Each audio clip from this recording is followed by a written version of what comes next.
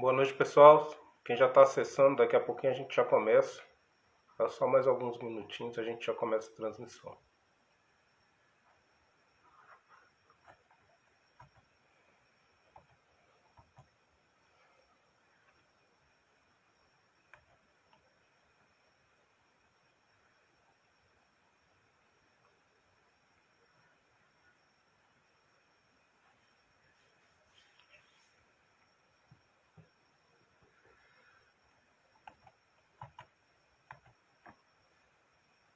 Enquanto isso, você pode pedir para colocar água frutificada.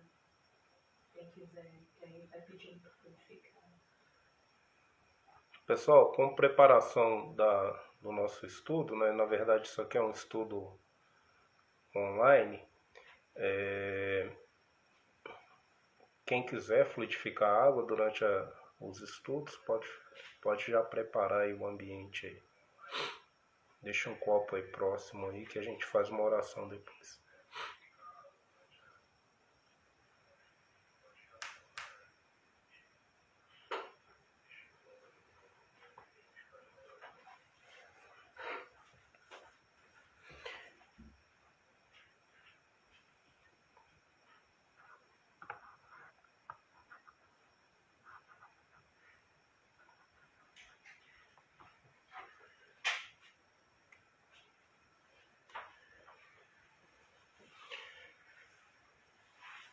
Então, pessoal, vamos começar? Vamos fazer uma prece para a gente começar a nossa sessão de hoje.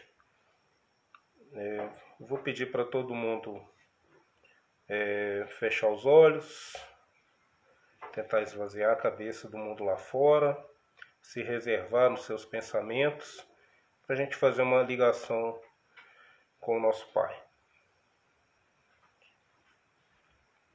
Deus Pai de infinita bondade, agradecemos a oportunidade que estamos tendo hoje de mais uma noite de estudos. Esperamos que recebamos as informações necessárias ao nosso adiantamento moral e espiritual. Esperamos que nesse dia possamos receber e reconhecer as palavras necessárias para acalentar nossos corações das dificuldades da nossa vida e conseguirmos ânimo para que melhoremos a cada dia. Pedimos aos amigos espirituais que estejam conosco, estejam com nossas famílias, nos protegendo e nos intuindo como sempre. Que assim seja. Bom, começando, né? Meu nome é Marcelo, eu vim hoje conduzir um estudo com vocês aqui na Casa Girassol, e o assunto de hoje é pecado, pena e absolvição num contexto da doutrina espírita, né? Nós vamos falar um pouquinho, né, como que essa ideia, que essa concepção que é muito arraigada na nossa sociedade cristã, essa ideia de ofender a Deus, né, da nossa capacidade de ofender a Deus e como isso moldou bastante a nossa cultura, né? E a gente vai tentar fazer uns esclarecimentos, baseando sempre na doutrina espírita, o que como como isso ajudou ou atrapalhou, né? Vamos tentar chegar a uma conclusão da nossa ligação com Deus, da nossa relação com a religiosidade, né? A gente vai ver que esse assunto ele teve ele foi usado, né, de uma forma não adequada, não diria tanto inescrupulosa, mas assim, talvez até por uma questão de infantilidade moral, né, infantilidade espiritual, porque nós também temos que, não pode, quando a gente está falando do passado, a gente está falando de nós mesmos, né? Nós temos essa consciência dentro da doutrina, né? Que nós viemos de dezenas, de centenas de reencarnações, né? Então, quando a gente está falando que a gente culpando o passado, nós estamos falando de nós mesmos. Nós mesmos estivemos atuando no passado em em outro corpo material e provavelmente nós não tínhamos, né, o conhecimento disponível que a gente já tem hoje, né? Talvez até a reflexão que a gente vai conseguir fazer hoje, vale a pena a gente olhar com esses olhos também, de falar assim, poxa, como que a gente precisou evoluir para a gente tentar conseguir uma nova concepção, como que a gente conseguir, para que a gente conseguisse ver as coisas com mais clareza, né? Bom, essa ideia, né, o pecado em si, né, pecado, pena e absolvição, né, essas palavras elas andam muito próximas, né? Elas estão muito relacionadas com a forma como a gente vê a Deus, né? Como que a gente admite a existência da inteligência suprema e primária, né? Então vamos falar um pouquinho desse assunto aqui. Bom, a humanidade, ela, né, desde que o homem ele tem registro da sua racionalidade, ele vem tentando compreender a Deus e a sua concepção, né, do que é sagrado, né? E a humanidade ela sempre teve uma relação com o sagrado, da existência de um segredo não revelado, né? O metafísico para a humanidade é um segredo não revelado e que a gente precisa ir revelando e conhecendo, mas a gente não tem a possibilidade de fazer isso diretamente. A gente tem que vai aprendendo o que é o sagrado, o que ou quem é Deus, né? Mais certo falar que é Deus, através das manifestações, né? Então há uma dificuldade muito grande de falar assim, existe algo além da humanidade, existe ou não um ser regente, e como que ele está? Por que ele não se manifesta diretamente, né? Por que a gente tem que fazer é quase que fosse um cortejo, né? Um jogo. E desse cortejo acabaram surgindo nas diversas culturas rituais, sacrifícios, cultos. Bom, se a gente fizer essa dança vai chover. Não, então nós vamos fazer. Quando a gente fez essa dança choveu, então a gente vai fazer essa dança. Quando a gente sacrificou esse animal, a colheita foi melhor. Não, então a gente vai sacrificar um animal sempre, né? A gente vê isso também. A gente vê isso de diversas formas, né? Se eu fizer uma penitência, se eu for até tal lugar de joelhos, se eu rezar não sei quantas, né, orações consecutivas, se eu levar determinado alimento a tal lugar, né? Então o homem ele não tem muita noção, né? Ele não consegue se relacionar diretamente com Deus, ele não consegue entender a concepção do divino diretamente, então ele fica tentando através das manifestações que ele julga serem emanadas de Deus, diretamente como consequência de seus rituais, seus cultos, seus sacrifícios, né? Isso desde lá da antiguidade. Bom, aí quando um determinado código de condutas é estabelecido, né? E aí um determinado grupo se fala assim, olha, bom, não, eu conheço Deus é assim, assim, assim, ele tem tais características, e isso aí é estabelecido como uma religião. Bom, agora essa é a religião, essa é a nossa forma de comunicar com esse ser supremo, né? Crentes, né, que aquele grupo sabe como que Deus se revela.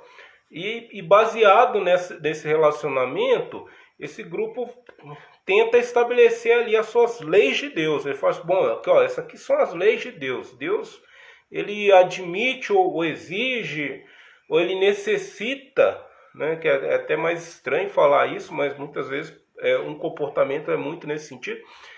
Deus admite, necessita ou ele exige essa conduta, né? Então, assim, você segue a Deus, ok, então você tem que seguir essas leis. Mas como que essas leis chegaram? Essas chegaram através dessa interpretação torpe, né? Eu fiz uma interpretação, estabeleci um código, falei, aqui está a lei de Deus, vamos todo mundo seguir. Quem faz isso vai ser bem-aventurado, está aqui a minha religião. Bom, e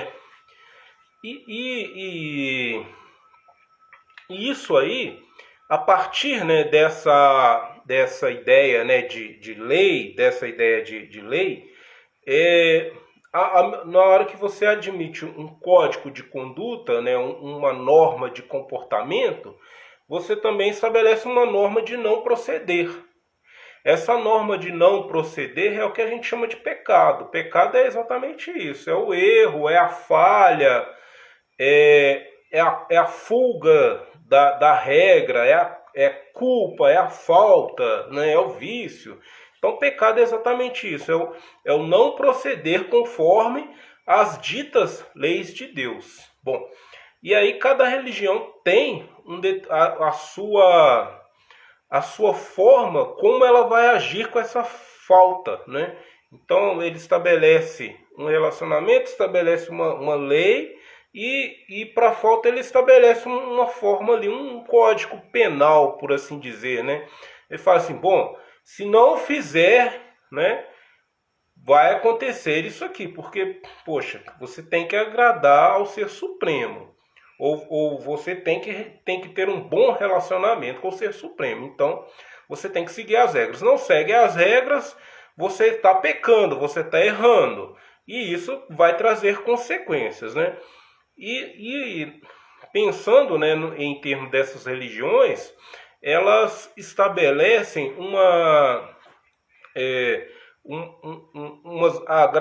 graduação de serem assim mais lenientes ou serem mais punitivas, né? Então, de um lado da régua a gente tem o lenitivismo, né, e do outro lado um punitivismo, né? Que às vezes chegam aos extremos, né? Assim, em termos de ilustração, né?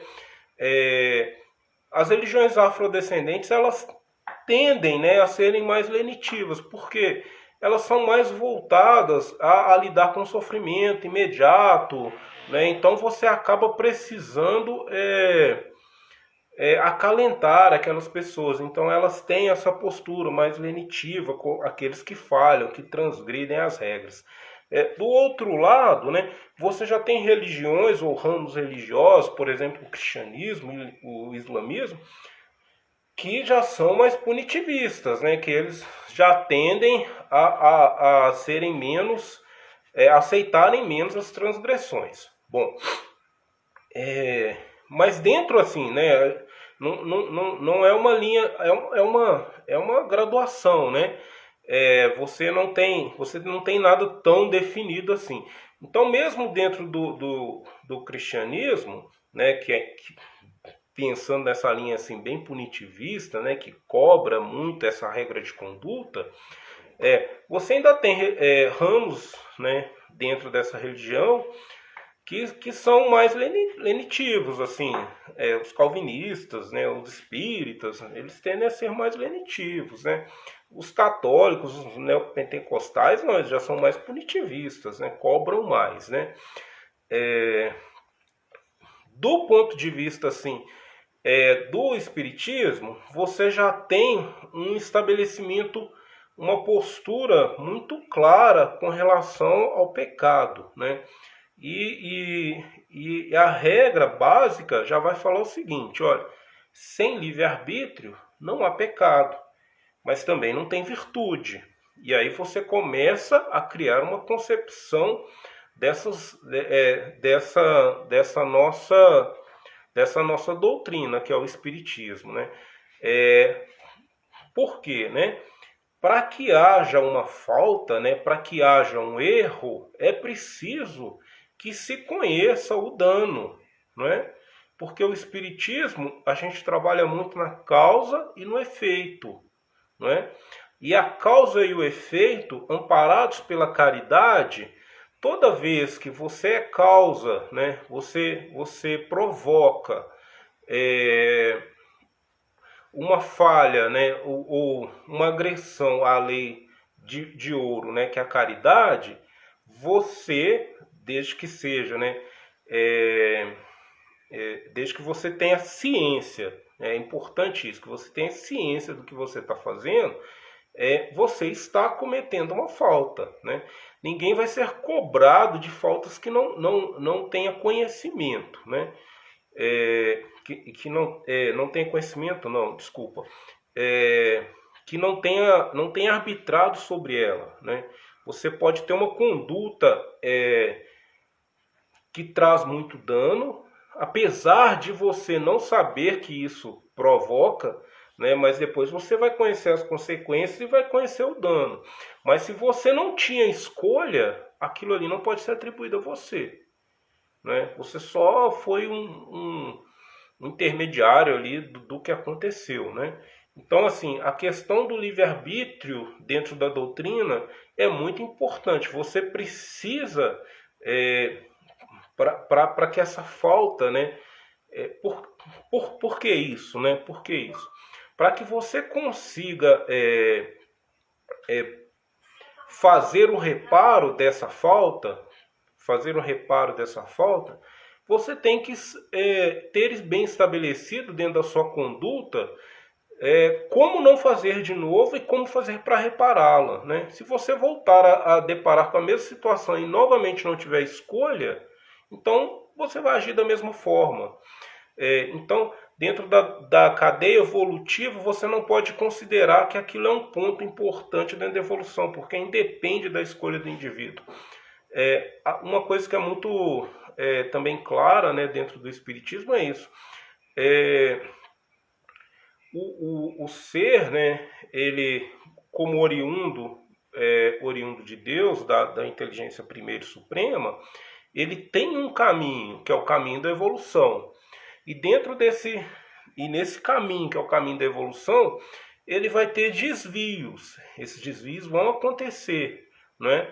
E como que ele vai voltar para o caminho? Sempre através... Como que ele vai sair e como que ele volta para o caminho? Sempre através do exercício do livre-arbítrio, que é a lei do merecimento, que é algo também que é importante dentro do Espiritismo, né? Bom, vamos continuar então para a gente poder entender isso. Então, o que eu estava falando lá um pouquinho, né, de como que as religiões elas tratam, né, com a reação do pecado, né? Mas é importante a gente também entender esse mal, né? O mal no sentido de causa geradora da transgressão, né? Como que ele se manifesta, em qual sentido ele existe, né? Se a gente voltar muito assim lá para os antigos gregos e romanos, isso não era o mal não era uma questão muito metafísica, né? As divindades deles estavam mais preocupadas, eles cuidavam mais de ajudar e de proteger o homem ali no seu dia a dia, do cotidiano. Quando você volta um pouco, adianta mais um pouco assim para os judeus assim do Antigo Testamento, o mal ele já está bem solidificado no homem. E Deus é um Deus punitivo. Deus é a origem do castigo, né? E aí você começa a falar assim, bom, o mal está dentro do homem, mas ele precisa de uma manifestação. Como que ele vai manifestar aqui e não vai manifestar acolá? Porque vai ter castigo para uns e não vai ter castigo para outros. Então ele é eleita, né, a figura do demônio, e ele, mesmo ainda impessoal, né, no Antigo Testamento, ele instiga Deus a revelar a falência do homem. Assim, olha, testa esse cara aí que você vai ver que ele não é tão bom assim. Testa esse cara aí que não é tão bom assim. Esse é o demônio mais do Antigo Testamento. No cristianismo, já no Novo Testamento, Deus acaba assumindo um papel exterior, né?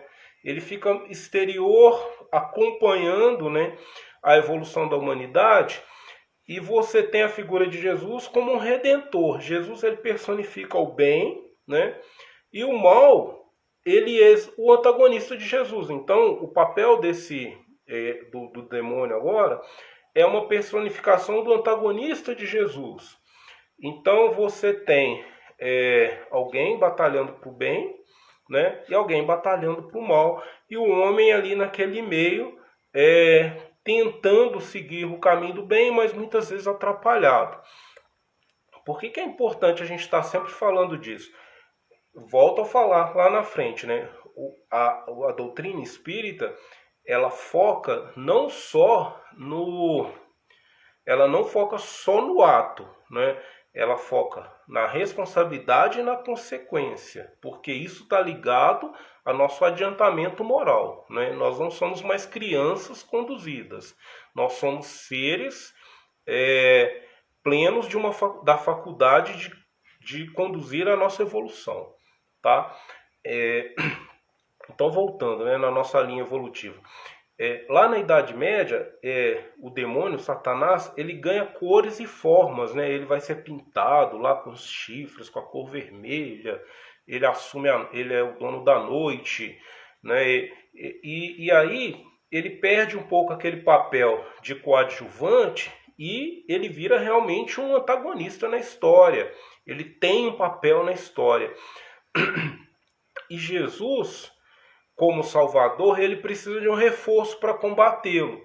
Nesse momento surge, né, ou pelo menos essa ideia, ela coadunda com a questão de uma igreja presente, né, de uma igreja instituída com um corpo clerical que cuida dela, presente na ação cotidiana. E essa igreja, ela precisa ajudar, né, ela precisa ajudar os fiéis ali a se manter no caminho do bem. Mas como que ela faz isso? Ela faz isso através do medo, da manipulação, né?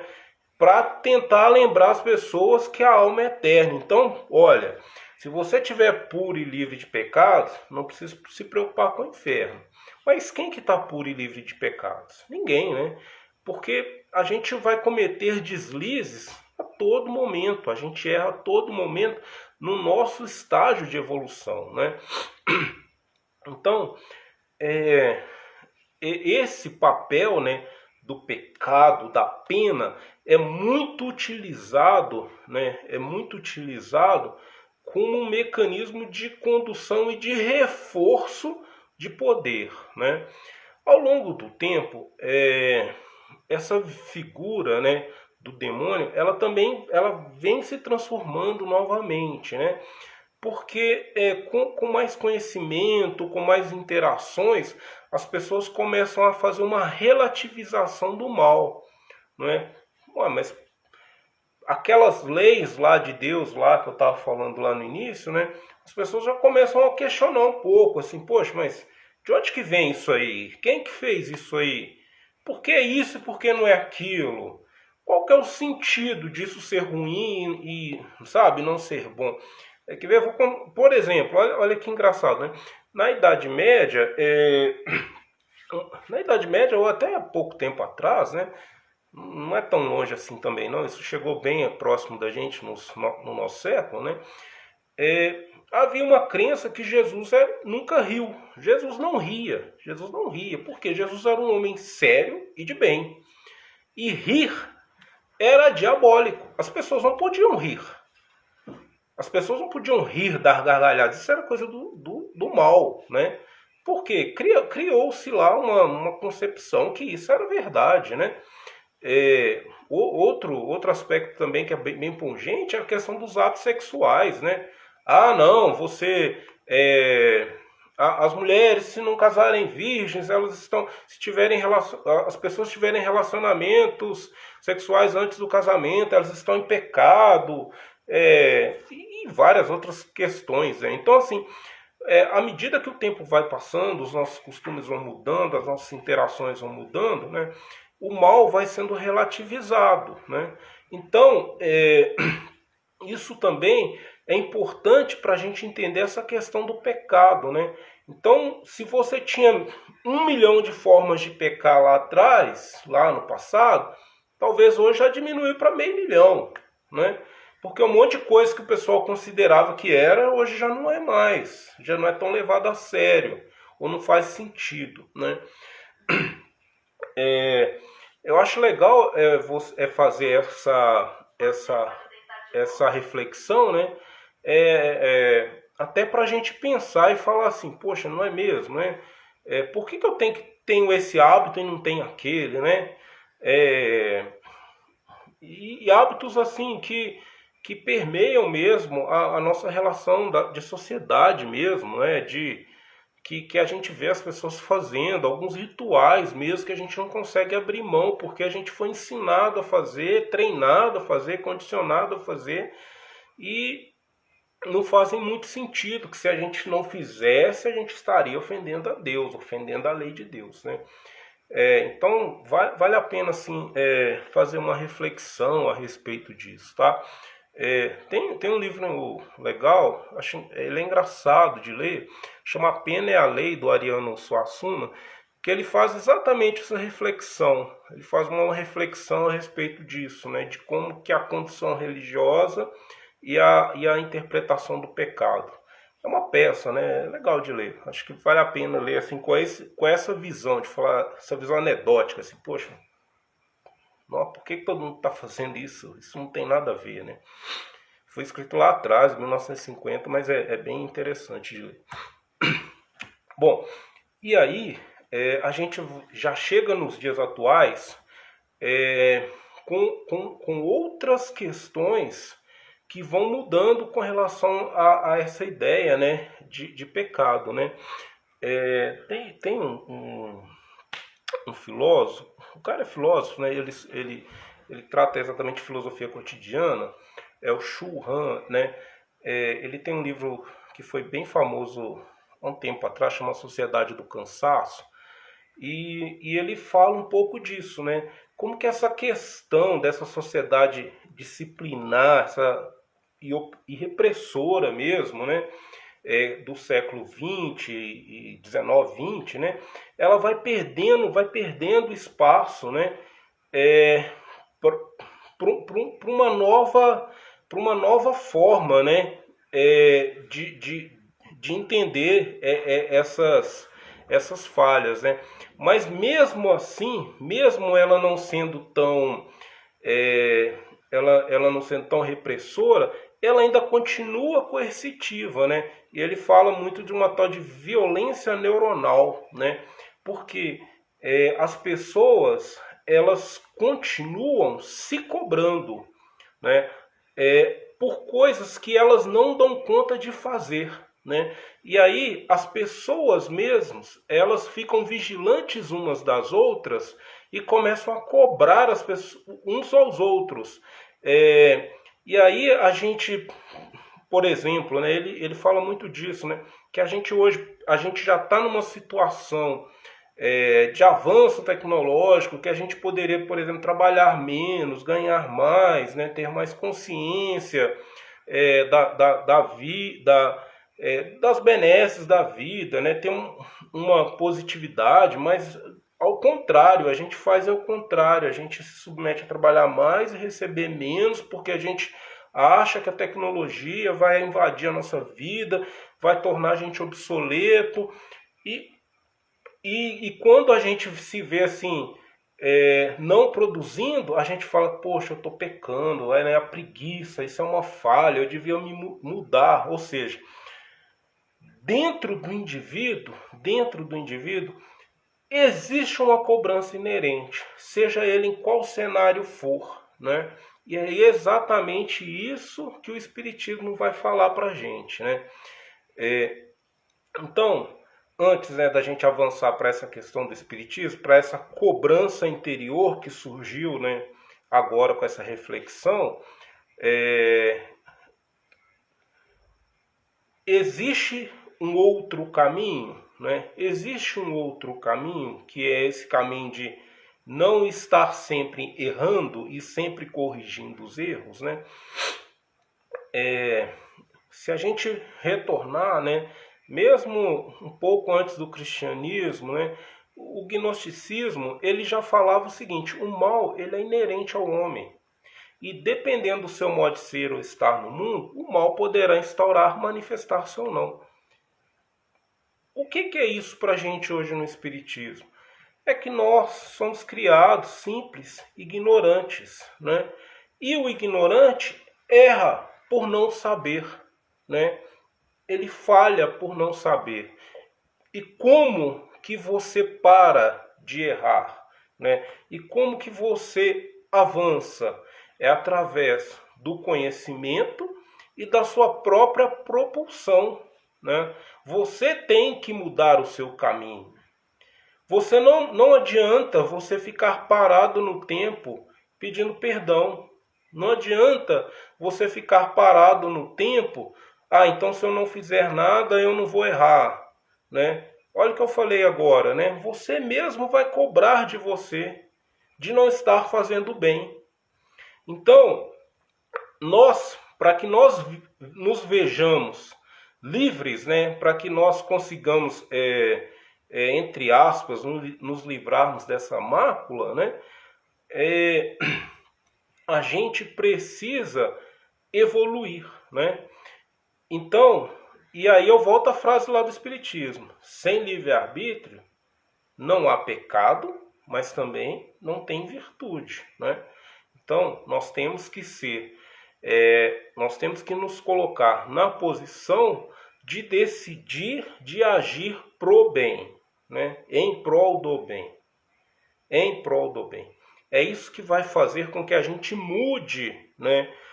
Que a gente saia desse ciclo de cobrança, de erro, de falha e caminhe por um momento em que nós sejamos mais compreensivos com as falhas dos outros e com as nossas falhas, né? E nós enxergarmos essas falhas, esses momentos, como uma boa oportunidade de melhorarmos, né? Entendendo a nossa encarnação, o nosso mundo como uma escola, né? Leon Denis ele tem uma frase interessante para a gente fazer uma reflexão. Ele fala assim: está eternamente escrita na razão e na consciência do homem, e não há necessidade dos ensinamentos dogmáticos para conhecer o seu dever. Então não é não é a religião que impele o homem a ser melhor, né? É o viver em sociedade, viver de forma responsável, viver de forma cidadã, isso já faz com que o homem desperte uma consciência de que ele tem uma responsabilidade fraternal com aqueles que estão próximos a ele. Então tem gente que às vezes fala assim, né? Nossa, aquele cara ele é tão benevolente e ainda assim é ateu, né? Ele tem uma consciência de fraternidade tão grande e ainda é assim ateu. Porque a gente ainda acha que a gente vai aprender isso só na religião. E não é verdade, né? A gente aprende isso com a vida, a gente aprende isso com o outro. A gente desenvolve empatia dentro da gente. E esse sentimento que nos permite agregar à nossa consciência essa evolução, né, para o nosso dever, conosco e para com o outro, né? Então, essa questão mesmo do pecado, né, tentando criar caixinha, tentando moldar o homem e tentando doutrinar através do medo, através da culpa, ela é extremamente desnecessária, né? A gente não precisa disso, né? A gente pode e a gente deve, né, também aprender pelo amor, não é isso? A gente não precisa viver só com o medo, né? Nossa, se eu não fizer isso aqui, se eu não for a tal lugar, eu vou ser punido e nada vai dar certo. Nós não fomos, não é essa a programação do homem, né? O Espiritismo ensina muito isso, né? O Herculano Pires, eu vou ler um trechinho do livro dele, né?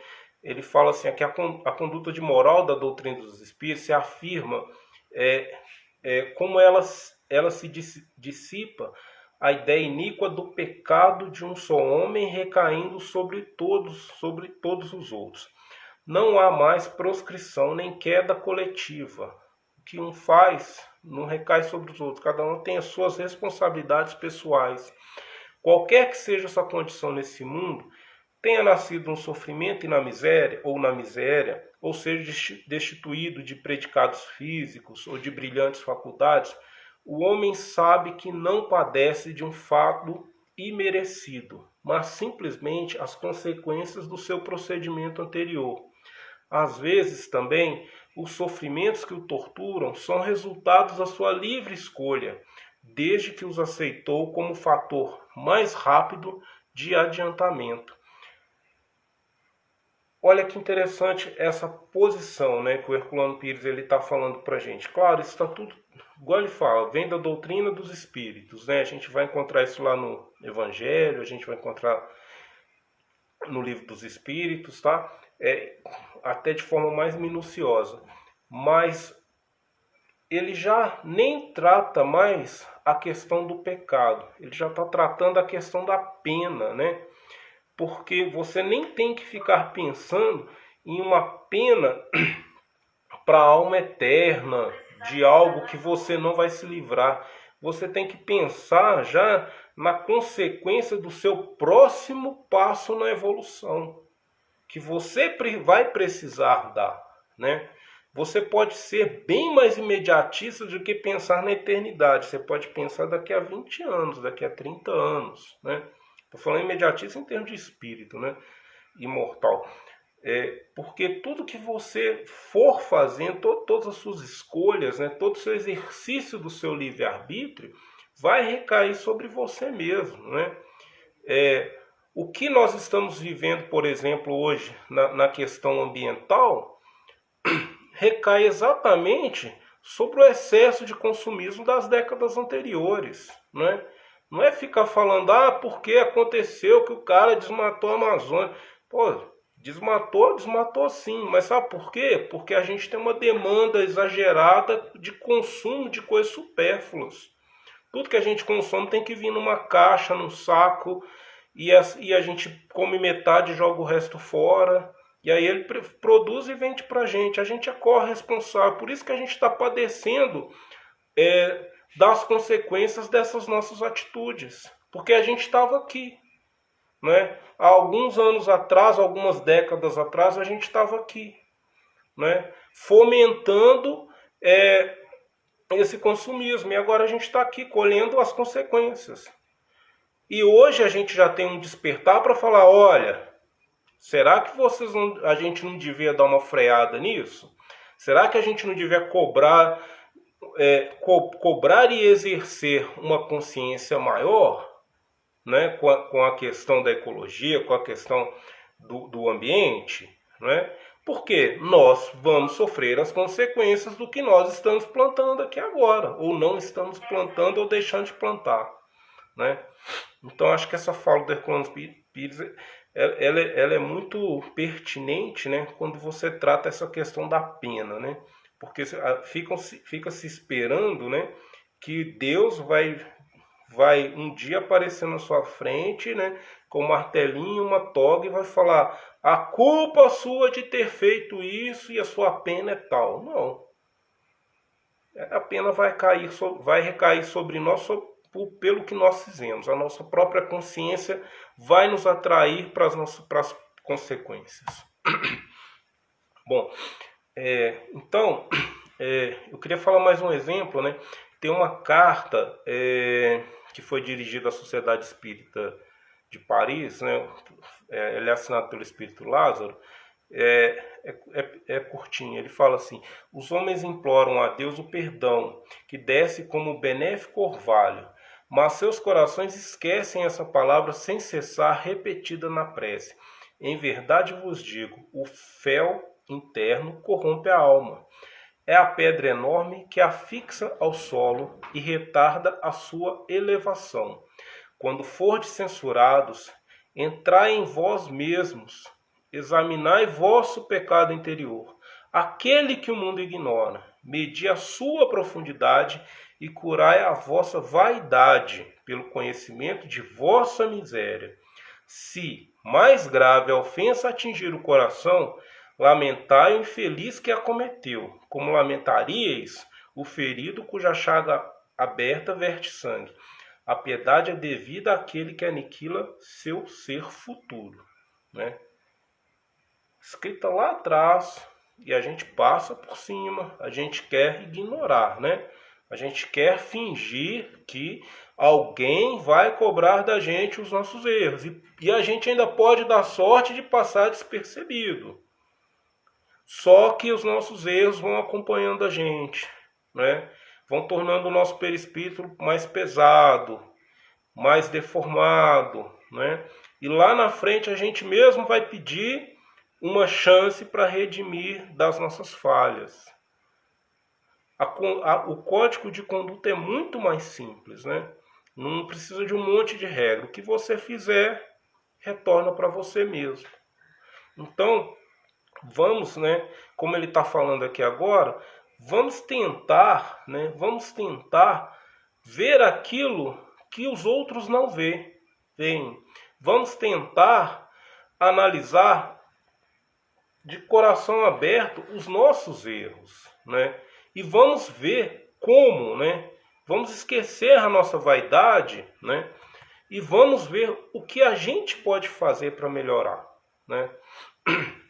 E uma questão do Livro dos Espíritos, ela coloca bem a questão que algumas pessoas, talvez que ainda não têm muito contato com o Espiritismo, já começam a levantar. Falam assim, poxa, um Deus, né, bem sacana, que coloca a gente para sofrer no mundo, né, só para ele se divertir, porque, né, a gente vai ficar sofrendo e até sei lá quando, né?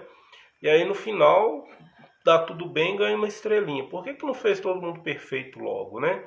E a resposta é simples. Eu falo assim, ó, se Deus os houvesse criados perfeitos, nenhum mérito teriam para gozar dos benefícios dessa perfeição. Seria injusto, né? Ganhar uma coisa que não temos merecimento. Onde estaria o merecimento sem a luta?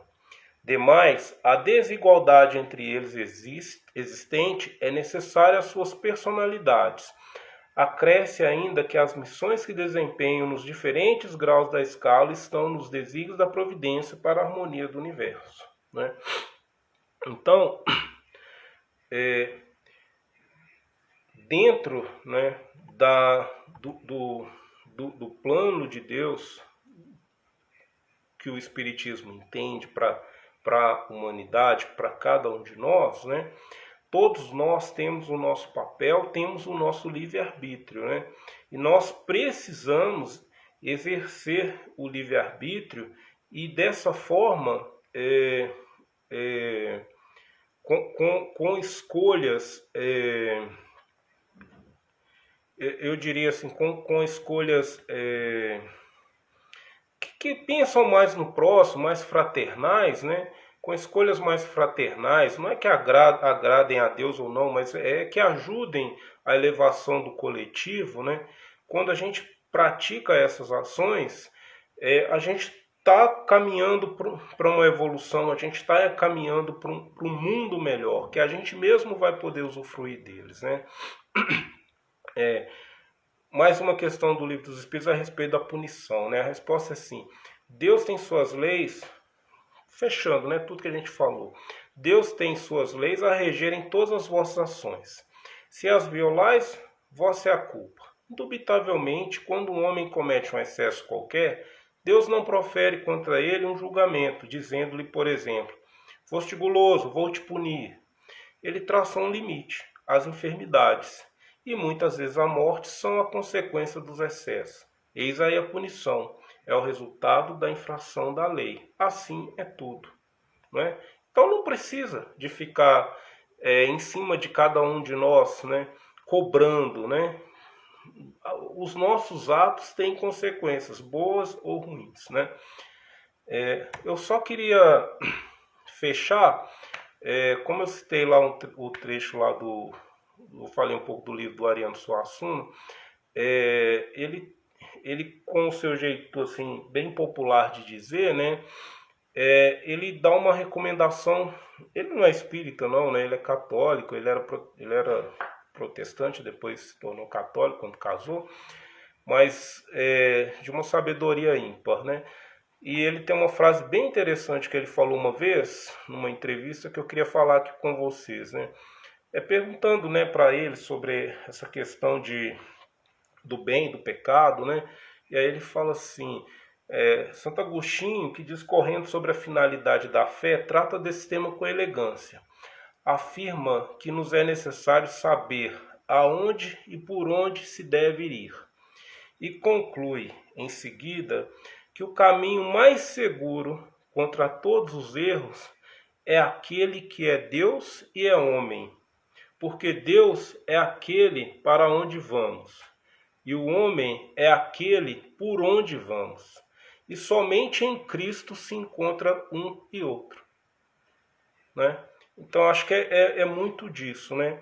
Se a gente conseguir tentar desenvolver essa consciência cristã, a gente com certeza vai caminhar para um mundo melhor, né?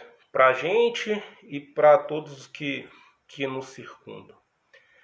Então era isso, pessoal. A mensagem de hoje eu acho que era essa. A gente precisa refletir um pouquinho sobre os nossos atos, não só sobre os nossos presumidos erros, né? Mas sobre os nossos atos e sobre as consequências deles. É melhor do que a gente buscar uma tábua, uma régua, né, para medir os nossos atos, é a gente imaginar a consequência desses nossos atos. Eu agradeço, né, a oportunidade que a gente teve aqui hoje, né, a oportunidade que eu tive de falar com vocês. Eu sei que fica bem prejudicado, né, a interação. A gente precisa de um retorno maior, né, porque a minha posição aqui é de aprender também, né? Então eu preciso, quando eu estou fazendo esse estudo, eu estou aprendendo, estou estudando e eu gosto de ouvir, né, o retorno de vocês. Mas é o que a gente está conseguindo fazer, né? Obrigado, né, pela oportunidade. Vamos fazer a nossa prece, pedir a fluidificação da água, né, para a gente encerrar o nosso estudo de hoje. Então, nesse momento, nós vamos nos recolher para fazer um agradecimento especial aos mentores espirituais da Casa Girassol, que propiciaram esse estudo de hoje, que de todas as formas possíveis, né, vem intuindo os trabalhadores para que não esmoreçam, né, que busquem novas formas de manter conectados as pessoas que desejam fazer o bem ao próximo, mantendo o ideal espírita ativo. Agradecemos ao Mestre Jesus pelos ensinamentos valiosos que chegaram até nós, perduraram por tanto tempo. Agradecemos a Deus, nosso Pai, pela oportunidade que estamos tendo nessa terra, a oportunidade como seres espirituais, com todos aqueles que convivemos. Pedimos a sua proteção, pedimos a fluidificação da nossa água, que estejamos aptos, né, a receber por merecimento o nosso avanço e adiantamento no futuro. Que assim seja. Pessoal, muito obrigado. A gente conta com vocês no próximo estudo, na próxima semana. Até lá.